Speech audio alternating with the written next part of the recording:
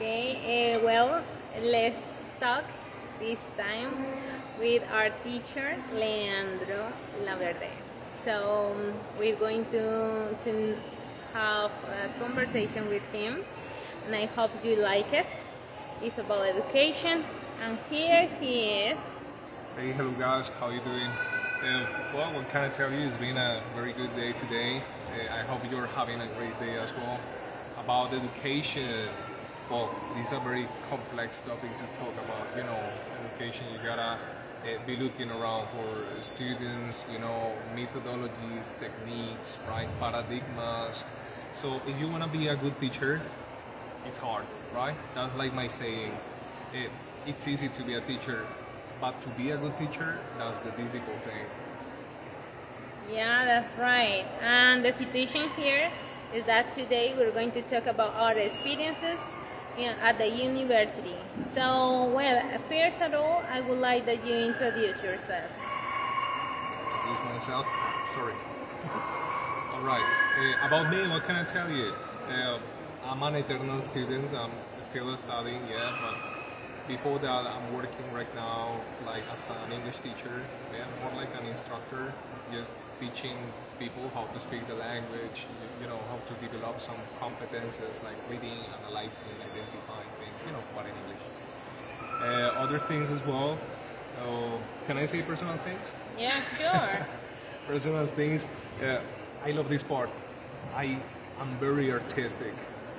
I love to create things, right? To design things, to make art, make things real, play music too. I don't know if you are as well, but well, I am. Yeah. Yeah, that's about me. I have a question. Well, I have many, but the first one is like, how did you decide to become a teacher? Right. That's a very nice question. How did I decide to become a teacher? Well, I think it just happened. I can't By tell you. accident. Like, I'm not trying to be, this lovey-dovey image about teaching. Like, oh, I was born to be a teacher. No, not really. Like, I discovered it by chance. Like, when I started explaining people how to do things, people told me, hey, you're good at this. You're good at explaining things. You have it easy. So I said, hey, maybe they are right. And I said, maybe I can make money out of this. So that's the path I took. Yeah, so okay, I could make a living out of this, so let's get into working. I, did what every other mortal would do, just sending curriculums out there. And well, it happened. And I realized that teaching is very cool. Like, you get to meet a lot of people who teach you more things than you teach them, right? I just teach English, but they teach me like life lessons that I will never forget. Wow, that's so inspiring, but at the same time, it's something that can happen to you. Well, we're going to switch to Spanish. Y bueno, me gustaría saber dónde estás estudiando tu licenciatura y qué licenciatura estás estudiando. Ok, sí, hace rato les estaba contando como que pues, todavía sigo estudiando y es que estoy estudiando una licenciatura en lenguas extranjeras, pues tengo barba, pero barba china. Soy joven, sí, tengo 22 años y pues a pesar de que estoy enseñando, estoy ejerciendo, aún sigo terminando mi carrera. Estoy estudiando en la Universidad Nacional Abierta a Distancia. ¿Por qué? Porque en ese tiempo era la única universidad que estaba ofreciendo esa carrera de lenguas extranjeras. Y pues me fui por ahí. Es una universidad virtual, no sé si les gusta, personalmente a mí no me gusta y yo la estoy estudiando. Pero sirve, si eres autónomo, si tienes como las cualidades apropiadas para aprender desde tus propios medios. En la carrera, bueno, interesante. A distancia, mucha gente le tiene miedo a distancia, pero ¿cuál piensas tú que es como la ventaja de poder estudiar así a distancia? Bueno, la ventaja de aprender a distancia es que tú conoces propios métodos y ritmos. Y yo creo que es algo que la gente no comprende, ¿sí? Todos dicen, yo quiero aprender inglés, no sé, japonés, portugués, y cuando se ponen en la tarea de hacerlo desde sus casas, desde su computador, sentados, se aburren o realmente no hay una consistencia, ¿sí? Lo más importante del proceso de aprender desde casa, de aprender virtualmente o autónomamente, es básicamente tener consistencia. Somos animales, o sea, suena muy feo, pero es que es verdad, somos seres vivos, somos animales, ¿sí? Y nosotros como cosas vivientes que somos, necesitamos consistencia, ¿sí? Necesitamos identificar patrones, compararlos, ¿sí? Y eso es un proceso lingüístico que es muy complejo y necesita de constante adaptación. Resumen, necesitas adaptarte a los estímulos del lenguaje, adaptarte a la escucha, adaptarte a tener que hablar así no sepas qué estés diciendo, adaptarte a leer algo que no comprendes, pero lo intentas. Entonces es una cuestión de consistencia y adaptabilidad. Además de eso, perdón, sí estoy hablando mucho. No, está súper. Además de eso, es muy importante, chicos, que si están en ese proceso de aprender solos, cosa que yo hice, yo soy totalmente empírico con lenguajes, lo más importante es conocerse a uno mismo. Y yo no lo digo como coach motivacional, no soy nada de eso. Lo digo porque es muy relevante comprender cuál es la manera en la que tú aprendes. Si tú no sabes cómo tú aprendes, no vas a aprender, porque nunca vas a llegar al método o a ese punto al que quieres llegar, porque no sabes cómo. Entonces, voy a darles un ejemplo. Yo aprendo mucho visualmente, yo aprendo mucho, digamos que haciendo, destruyendo, creando, sí, construyendo. Entonces, ¿sí ves? Yo aprendo de esa forma, kinestésica y visualmente. ¿Sí? Si tú me pones un texto de, no sé, unas 20 páginas, nada, lo puedo leer, pero de que voy a aprender así de rápido, no va a ser lo mismo. Pero si me pones un video de ejemplo, una vaina así, me pones ejercicios, te lo descifro, ¿sí ves? Entonces, no es cuestión de sentirse inútil, no es cuestión de sentirse inútil, sino es cuestión de identificar qué es lo que mejor sirve para ti, para aprender un lenguaje, en vez de seguir repitiendo lo que todos los otros hacen, ¿sí? Digamos, otra persona está enferma, ella toma una medicina, ¿sí? Tú no vas a tomar esa misma medicina, tú vas a tomar la que tú necesitas, entonces es cuestión de adaptarse a tu situación. Sí, de hecho estás hablando de los estilos de aprendizaje y una manera de descubrir cómo aprenden es darse cuenta si a ustedes les gusta aprender de manera visual, auditiva, kinestésica, y así mismo pueden montar sus propias estrategias de estudio. Yo me pregunto, tú cuando empezaste la universidad, ¿en la universidad te exigían ya saber inglés o fuiste aprendiendo inglés en el proceso? Si te soy sincero, de cierta forma sí te exigían como tener cierto grado de inglés, digamos que como B1 empezando, ¿sí? Pues porque ya te estaban exigiendo realizar ciertos ejercicios, como adaptarte a las lecturas, como, hey, toma este PDF, que está en inglés, bueno, te defiendes, ¿sí? Entonces es cuestión de tener bases antes de llegar a la universidad, porque se te va a hacer mucho más sencillo. Por eso está la necesidad como de estudiar el lenguaje antes. Por eso es que pues, yo trabajo en institutos y eso. Por eso es que yo como profesor veo muchos jóvenes, porque pues ya se predisponen a que van a ver ese lenguaje. Y es que es inevitable. Y ahorita que estás en los últimos semestres, ¿cómo ha sido la parte de realizar las prácticas? ¿Es muy parecido a lo que tú ya conoces haciendo como docente o sientes que es otra etapa, otra experiencia muy diferente? Sí, son etapas muy distintas, la verdad. O sea, si te soy sincero, es horrible. Ser maestro del sistema público es una cochinada. O sea, no va. Hay una expresión en inglés para que se la aprendan. I'm not sugarcoating it. O sea, no le voy a poner azúcar y a ponerlo lindo. No, es un asco enseñar, ¿sí? Porque tienes que conocer a la gente como es en realidad y qué le sirve, ¿sí? Entonces, más que un profesor, eres como un investigador. Tienes que ver qué funciona, qué no. Y si no te funciona, te aguantas, ¿sí? Y tienes que volverlo a intentar, buscar estrategias.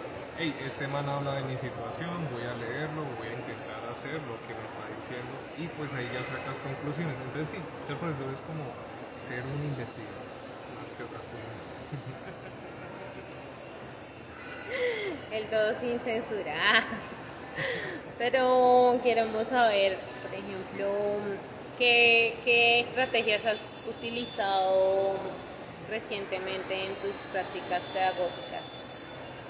Ok, acerca de las estrategias, las prácticas pedagógicas, pues hay muchas que se pueden aplicar como docente, como profesor. La primera sería el PPR, pues si estás manejando grupos más jóvenes, pues es muy interesante. ¿De qué trata? Es básicamente utilizar cosas reales, inclusive el cuerpo o señas o gestos, digamos, o sonidos, ¿sí?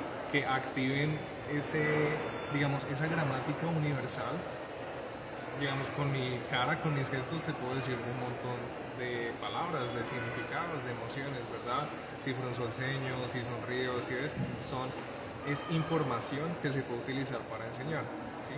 Hay profesores que no les gusta, digamos, como de, siento que estoy haciendo ridículo, alguna vaina así. Pero no, es necesario, digamos, hacer la mímica de la acción que estás explicando, todo eso es muy útil. Otras metodologías que pueden servir como profesor para enseñar lenguajes también puede ser la full immersion, la inmersión total. ¿Sí? Si tú tienes estudiantes que realmente ves que no tienen tanto manejo del lenguaje, como que no hablan mucho, no conversan mucho, ¿sí? Como que dicen, ay, profe, yo no puedo leer en inglés, no puedo hablar en inglés, ¿sí? No, qué fastidio. ¿Sí es? Y solo los ves rellenando ejercicios. ¿Qué pasa? Necesitan una inmersión en el lenguaje, necesitan poder, digamos, les pones un problema que lo resuelvan, ¿sí? Eso también es otra metodología, el Task-Based Learning, ¿sí? El aprendizaje basado en tareas, en competencias, que tú aprendas haciendo, que tú aprendas logrando, ¿sí? Que tú aprendas experimentando. Claro, es mucho más sencillo y mucho más significativo para tu aprendizaje y tu vida diaria. ¿Qué edades has tenido recientemente en tus prácticas de inglés? Bueno, en mis prácticas de inglés podría decir que he tenido edades muy malas, o sea, niños chiquitos, ¿sí? Digamos de 8, 10 añitos, de quinto, cuarto, ¿sí? Y esto es un caos, porque pues los niños tienen muchas cosas que compartir, tienen muchas experiencias que decir, ay, que mi mamá, que mi papá, que no sé qué, que hicimos esto, ¿verdad?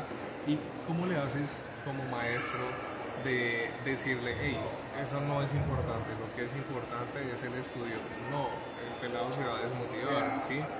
Entonces, al tener este contexto de edad, al tener edades pequeñas, jóvenes, al por ejemplo poseer ancianos, gente ya mayor, ¿verdad? Entonces tienes que adaptarte a las situaciones. Si son niños, pues tengo que aplicar actividades que sean de 20 minutos, imagínate, menos de 20 minutos, porque si no se aburren. Es increíble. Hola, ¿cómo estás, Yuma? Bueno, otra de las cosas que hablaba así, efectivamente, el inglés no es simplemente hablarlo, es enseñarlo, pero enseñarlo requiere tener diferentes metodologías para lo que queremos hacer según la edad. Como lo explicaba el profe Leandro, si queremos enseñar a niños no va a ser lo mismo que si queremos enseñar a jóvenes o adultos. En este caso, que estamos hablando de prácticas pedagógicas, me gustaría saber qué es lo que más te ha gustado de enseñar a niños y qué diferencia hay de los niños a las edades que enseñas en el instituto. Pues es una muy buena pregunta. Realmente la diferencia que hay entre niños y pues edades más grandes es que los niños son más moldeables y podría atreverme a decir que hasta adaptables, porque digamos le ofreces una nueva pieza de información los niños inevitablemente se van a acostumbrar, van a acordarse, si le pones las actividades y estrategias indicadas, digamos, un juego de memoria, entonces ya van a recordar la información totalmente. O eso es lo que yo hago personalmente en mi trabajo. Ahora, la diferencia con los niños más grandes o adolescentes en este caso es que los adolescentes son más penosos, ¿sí? Les cuesta más el cambio y para cambiar necesitan una aprobación social. Entonces ya sabes por qué dicen que los niños aprenden mucho más fácil otro lenguaje.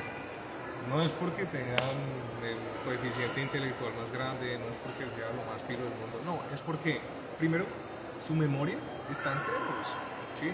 Hasta ahora llevan viviendo que unos 8 años. Hay gente que lleva viviendo 30, 40, 50, pues ellos hasta ahora están presenciando nueva información. En cambio, un adolescente pues ya lleva más experiencias, más situaciones.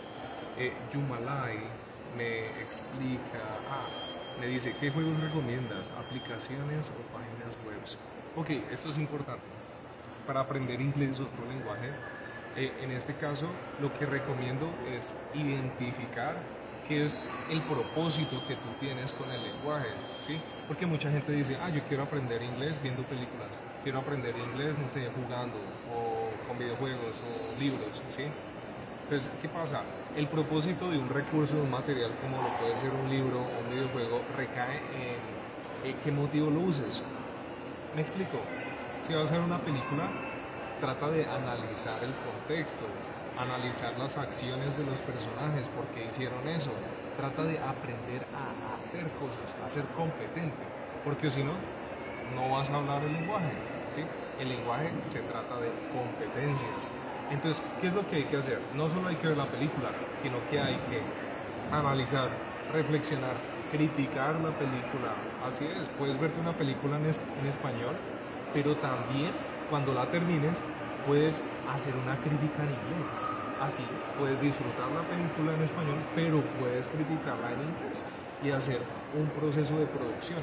Recuerden que aprender un lenguaje no es solo recibir, información, también es dar. Y eso es lo que mucha gente se le olvida. Hay que producir, ¿sí? Hablar y escribir. Un ejemplo, ¿qué más cosas me dijiste? Leer libros es bueno, busco juegos de eso. Ok. ¿Qué juegos te podría recomendar sobre eso? Si te gustan los juegos, juegos de historia en inglés, porque te va a promover, que te va a motivar a tratar de entender la historia, la relación entre dos personajes o más, ¿verdad? En qué contexto se halla. Entonces eso te puede ayudar mucho como a usar el inglés para entender, no tanto porque necesitas aprenderlo, sino porque lo necesitas para entender lo que estás haciendo y lo que estás jugando. ¿Sí es? Entonces, aprender el inglés ya no pasa a ser como solo usarlo porque lo quiero aprender y ya. Y si estoy en mi tiempo libre no lo uso porque pues no estoy aprendiendo, sino que pasa a ser la herramienta para poder hacer cosas. Y eso es mucho más útil y mucho más poderoso. De cierto modo lo conviertes en un estilo de vida, como parte de tu rutina diaria. Gracias, Yuma, por tus preguntas y tu participación. Hola, Adri, nos alegra que estés aquí también. Estamos hablando sobre educación y sobre las prácticas pedagógicas. Bueno, también allí va la parte del inglés, por supuesto. Y también de que te quiero preguntar cómo Yuma dice, en mi casa tengo libros.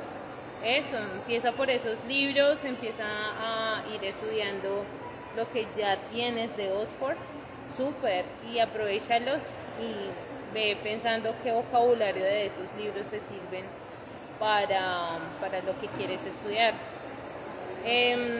Una de las preguntas que también te quiero hacer es,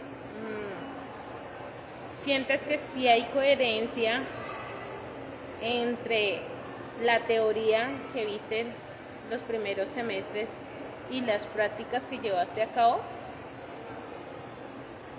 Puedo atestiguar de que sí. O sea, no te puedes basar, tus prácticas no pueden basarse totalmente en la teoría. Eso sería un error fatal. ¿Por qué? porque el contexto en el que se basa la teoría no es el mismo en el que te basas tú, ¿sí? No es el mismo contexto que tú tienes, entonces va a ser muy distinto. ¿Qué tienes que hacer? Tienes que hacer un círculo inverso, o sea, ¿qué quiero decir? Analizar el contexto en el que estás y a partir de ya buscar estrategias que te puedan servir para dar tus clases, ¿sí? Entonces, la teoría no lo es todo, sino que la práctica es la que realimenta la teoría, ¿sí? Por ejemplo, les voy a dar un ejemplo de mi experiencia como profesor. Yo he tenido clases de cuarto, de quinto, digamos, ¿sí? Entonces, ¿qué pasa con esas clases? Lo que pasa es que los muchachos me doy cuenta de que no les gusta hacer talleres, no les gusta escribir, no les gusta nada. Entonces, hay como profesor, ¿yo qué hago? Yo no me puedo poner ahí a copiar una clase externa porque ellos no saben lo que me está pasando a mí y lo que le está pasando a mis estudiantes. Entonces, ¿qué tengo que hacer? Escribir los problemas, observar qué cosas encuentro, ¿verdad? Y eso lo busco.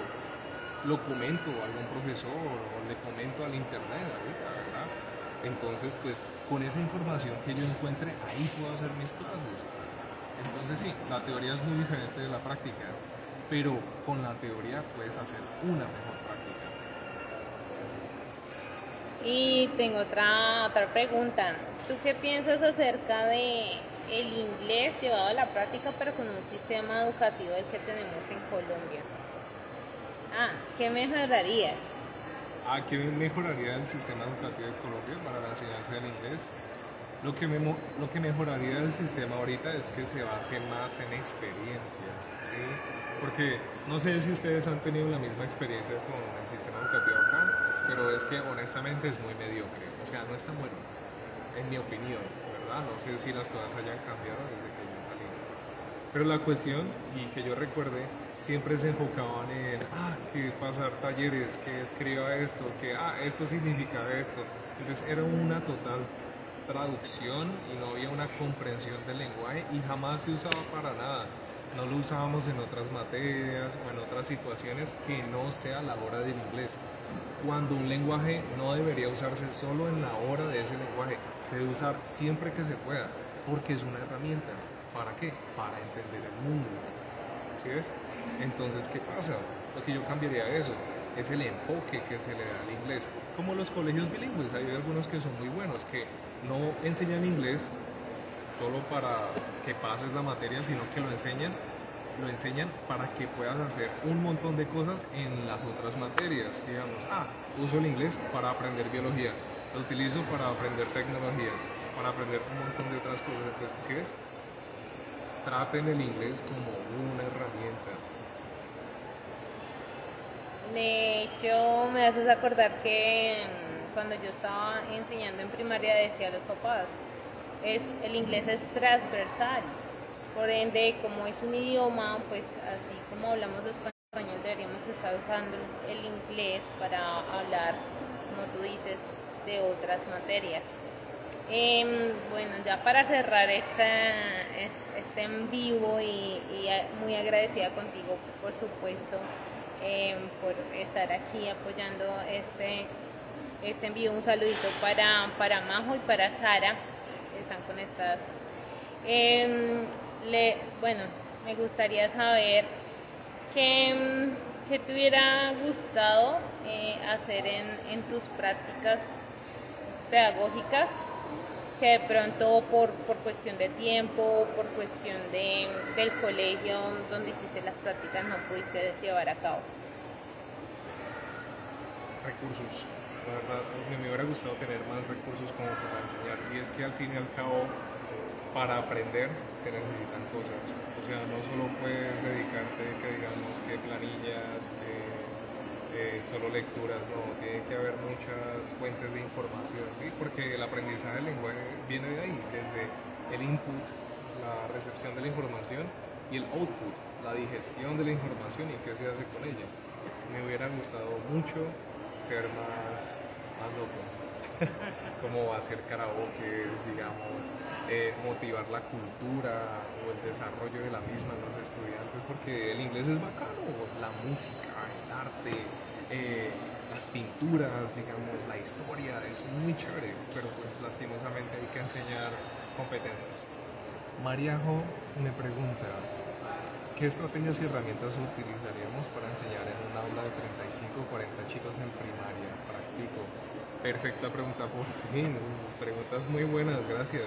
En este caso yo ya tuve esa experiencia y entiendo tu dolor, no es algo fácil. ¿Qué pasa? Con estos chicos hay que hacer actividades de menos de 20 minutos, sí o sí. ¿Por qué? Analizando la sociedad ahorita, ¿tú has visto un pelado que dure más de 20 minutos haciendo algo? No se puede. Estamos en una sociedad de rapidez, una sociedad líquida que requiere que los niños, o sea, no se pueden concentrar, ¿sí? Por mucho tiempo. Entonces, ¿qué toca como maestro? Adaptarnos a esa situación. Y finalmente, lo que me tocó hacer fue hacer diapositivas. Y si no tienes la opción de hacer diapositivas, también puedes llevar, digamos, planear diferentes actividades que duren 20 minutos. Si tus clases son de 1 o 2 horas, puedes segmentarlas, digamos, en 3 momentos de clase. El primer momento, la introducción al tema, puede ser unos 10, 15 minutos. Y después ya empiezas a hacer actividades de desarrollo de ese tema. Digamos que el tema es los días de la semana, ¿sí? Entonces, introducción a los días de la semana, entonces, que no sé qué, un juego de memoria, ¿sí? Con cartas, entonces, lunes se dice Monday, y entonces tienen que hallar las caras o el match, ¿verdad? Después el desarrollo, ya vas explicando, hacer ejercicios, ¿verdad?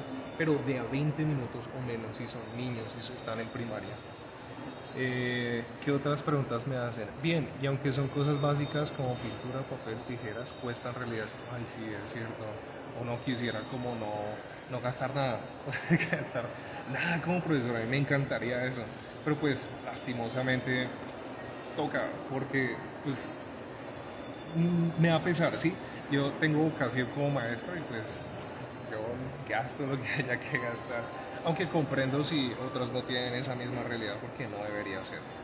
¿Sí? Otras preguntas que me hacen, recuerdo otras preguntas como de estrategias y actividades. Una actividad muy bacana que me sirvió mucho con los niños y es el TPR, lo estaba comentando ahorita. ¿Qué es el TPR? Total Physical Response. Trata básicamente de usar el cuerpo, la música, los gestos, los estímulos para enseñar, ¿sí? Digamos, yo en una clase yo enseñé las fechas, los años y los meses y los días de la semana con una canción.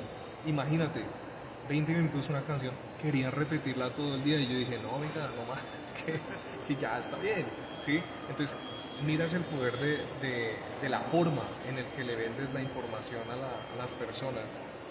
Y es que ese es el mejor consejo que te puedo dar, Marisol. Y gracias por esa pregunta. Es que lo más importante de ser profesor es ver cómo le vendes esa información a los estudiantes. Porque pues imagínate, si yo trajera una diapositiva ahí en blanco y negro, y bueno muchachos, escriban el verbo to be en pasado. No me gustaría estar en esa clase, la verdad, no me gustaría. Entonces es cuestión de diseñar actividades, estrategias, no tienen que ser caras, no tienes que gastar un montón de plata en papelería, sino que tengan un propósito y así te los ganas. Por ejemplo, haciendo investigación en mis clases, los chicos les gusta mucho jugar videojuegos. Mis diapositivas son de esos malditos videojuegos y les encanta y ellos están pendientes y, ay mire, el gato le dijo al perro y no sé qué. Entonces eso genera comunicación y que haya engagement. Engagement, pues que se involucren, ¿sí? Que participen. Qué chévere que seas una maestra también. Me alegra mucho eso, escuchar más compañeros. Los colegas. No sé qué tengan, si tuviera más preguntas, yo estaría por responder preguntas, lo que sea. Sí. Pues otra pregunta que yo te tengo es precisamente ¿cómo o cuán diferente es lo que tú solías, o sea, como tú solías aprender el inglés a lo que hoy en día como tú lo enseñas? En esas generaciones que sientes que cambia. Ok, pues básicamente lo que cambió en las generaciones, yo siento que pues cuando uno se convierte en maestro, uno se convierte en lo que siempre quiso tener. Yo hoy puedo decir que me convertí en el profesor que siempre quise tener de inglés. ¿Qué pasa? Antiguamente la enseñanza del inglés era más como de repetición, como de traducción, ¿sí? Como de acuérdate de eso. Y si no te acuerdas, te jodiste. Así de sencillo. Entonces, que examen, que previa, que cómo se dice esto y qué es esto en español. Entonces, sí, es una traducción que al fin y al cabo no es útil, ¿sí? Y ahora, pues testifico que he cambiado pues, mi manera de enseñar en una más vivencial, más significativa. ¿Qué quiere decir eso? Que yo enseño a saber hacer y enseño a ser también, ¿sí? Digamos, si yo te voy a enseñar adjetivos, si te vas a enseñar el verbo to be, si te voy a enseñar